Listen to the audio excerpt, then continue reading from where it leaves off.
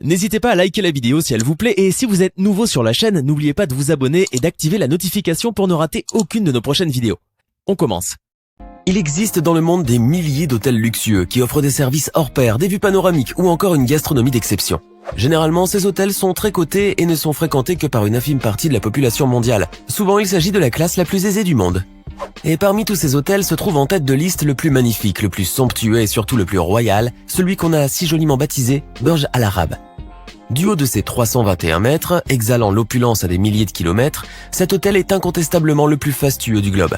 Installez-vous confortablement, aujourd'hui nous plongeons au cœur de l'hôtel le plus incroyable que vos yeux n'aient jamais vu. Fièrement dressé au milieu de l'eau, le plus luxueux hôtel du monde règne sur la côte sud du golfe Persique à Dubaï, comme maître de tous les bâtiments d'Arabie, comme son nom l'indique. Le Burj Al Arab, ou Tour d'Arabie, est bâti sur une île artificielle à 300 mètres de la plage de Jumeirah, à Dubaï. C'est l'un des hôtels les plus hauts du monde, mais aussi l'un des plus chers. Cette magnifique voile géante est devenue l'un des symboles les plus connus de l'architecture planétaire et le plus représentatif du skyline de Dubaï. Et derrière cette merveille se cache toute une histoire, la voici. Un projet fou et gonflé. Ce building ultra luxueux a été construit à partir de 1994 et n'a ouvert ses portes qu'en décembre 1999. Son fondateur tenait à ce que le Burj Al Arab soit prêt avant le passage du nouveau millénaire. Et pour ce faire, on a dû mettre les bouchées doubles. Et oui, il a fallu plus de 3500 ouvriers, issus de 3000 sociétés différentes pour bâtir l'empire. Et tiens, puisqu'on en parle, cet hôtel est le fruit de l'imagination du cheikh Mohammed Ben Rachid Al Maktoum. Un projet fou dont les fonds ont principalement été issus du pétrole.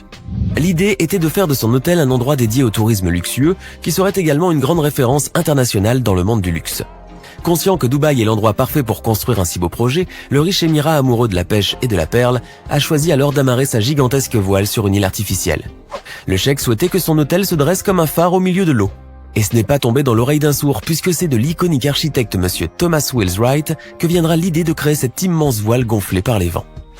Une architecture hors du commun. Les ingénieurs ont imaginé une île située à 280 mètres du rivage, de 150 mètres de côté, située à 7,50 mètres au-dessus du niveau de l'eau et entourée de milliers de cubes de béton. Et pour supporter le poids de ce monstre, on a implanté 250 piliers d'1,50 m de diamètre et de 40 mètres de long, profondément enfoncés dans le sable.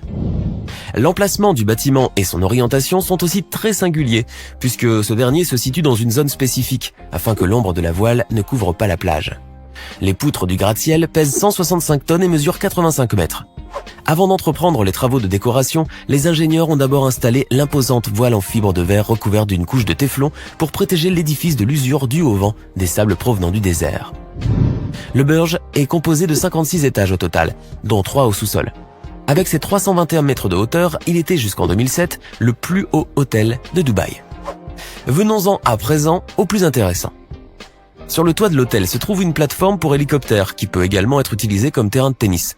D'ailleurs, les tennismen professionnels André Agassi et Roger Federer ont déjà eu l'occasion de taper la balle lors de tournages de spots publicitaires pour le compte de l'établissement.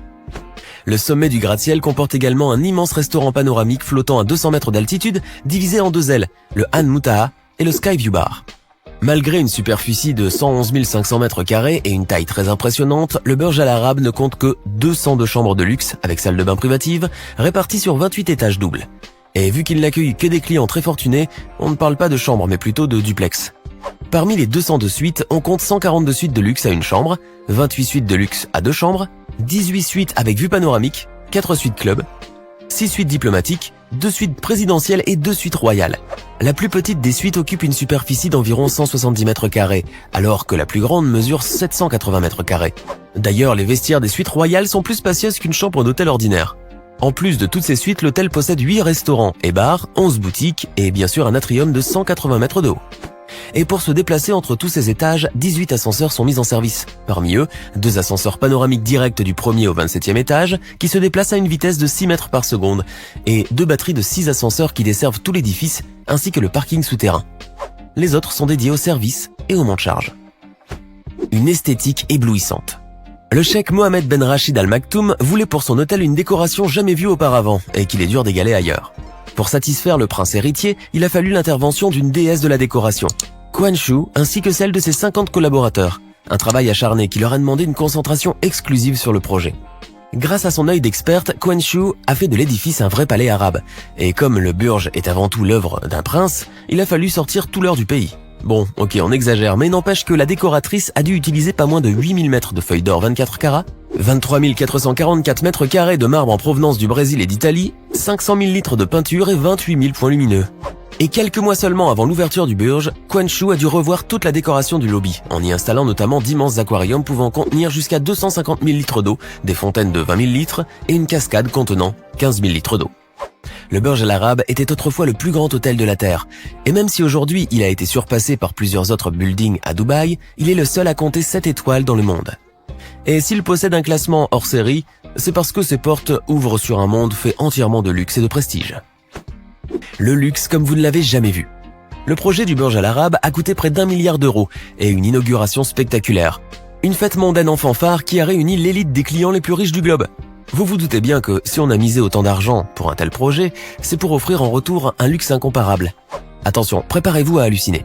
Pour commencer, l'hôtel propose un transfert par hélicoptère, un voyage exceptionnel qui fait découvrir au passage des vues uniques et époustouflantes sur la skyline de Dubaï, le Palm Jumeirah, le World Island Development, Deira, la vieille région de Dubaï ainsi que d'autres régions du pays.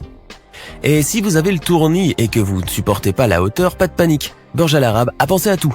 Pour transporter des clients ultra fortunés, il faut un parc automobile à la hauteur. L'hôtel propose donc l'une des plus grandes flottes automobiles du monde de Rolls-Royce.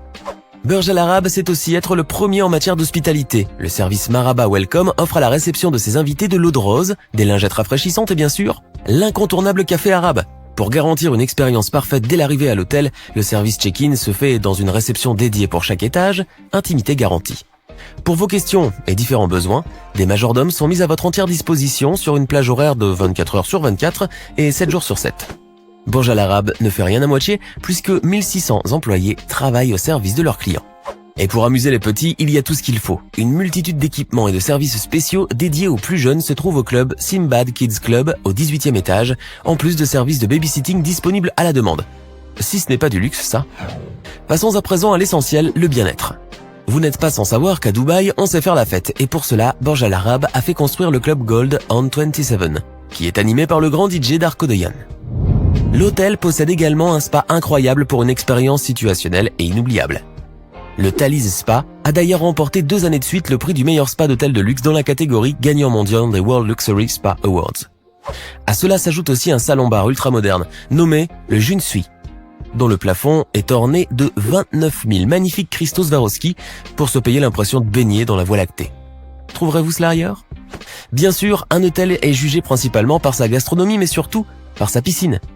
Là, on va plutôt parler des piscines, puisque le Burj en possède plusieurs. Ne faites pas l'étonner, la meilleure mesure 828 mètres carrés et est entourée de bungalows très luxueux pour les petites siestes de l'après-midi, en cas de grosse fatigue. Dernière exclusivité pour ses clients, l'hôtel a fait récemment construire le Burj Al Arab Terrace, un immense projet de 10 000 mètres carrés entièrement dédié aux loisirs. Un chantier qui a d'abord été développé en Finlande par les experts en construction navale Anmares et transporté par bateau à Dubaï en 8 parties. L'espace propose entre autres le Scape Restaurant and Bar, 2 piscines et une plage artificielle. Rien n'est trop beau pour ses clients. Ce projet en annexe a été en quelque sorte une façon de défier l'impossible et de pousser encore plus les limites de la construction. S'y trouvent 24 bungalows et 8 cabines royales, des mini-bars, des machines à expresso, des menus spéciaux, des fruits frais à volonté, un ameublement de luxe, en plus de vérandas, de salles de bain privées et de douches pour les plus royalistes des clients. Bref, qu'on ne me dise pas lui que l'argent ne fait pas le bonheur. Et attention, on vous a réservé le meilleur pour la fin. Indépendamment de l'expérience humaine, le Burj Al Arab suggère des expériences gustatives sensationnelles dans ses nombreux restaurants. Mais on va vous parler du plus incroyable d'entre eux. Fidèle à son nom, le Al Muntaha, qui veut dire l'ultime en arabe, plane au 27e étage de l'édifice, soit à 200 mètres au-dessus de la mer. On y déguste des mets uniques, une gastronomie très raffinée et éclectique, tout en profitant d'une vue imprenable sur le golfe Persique. Bien sûr, tout cela a un prix. Si le Burj Al Arab s'est fixé pour objectif d'accueillir la clientèle la plus fortunée du globe, elle a aussi fixé des prix hallucinants. L'hôtel est non seulement le plus luxueux du monde, mais aussi le plus onéreux. Cela va de soi.